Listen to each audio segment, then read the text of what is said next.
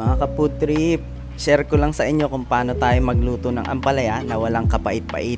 At ito na nga, kayudin na natin itong ampalaya natin. At ito na, isa sa mga paraan para matanggal yung pait niya. Lagyan nyo lang ng madaming asin, i-rub nyo, tas itambay nyo lang ng mga 15 to 20 minutes, tas makikita nyo namamasa na siya.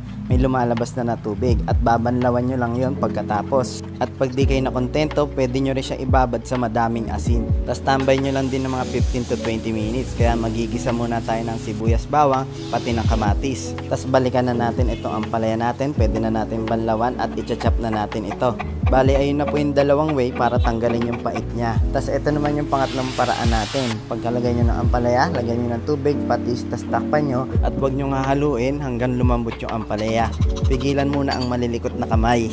At pagka goods na, pwede na natin ilagay itong binati nating itlog. Yun no, ewan ko na lang kung mapait pa yung ampalaya nyo. Tara, kain tayo.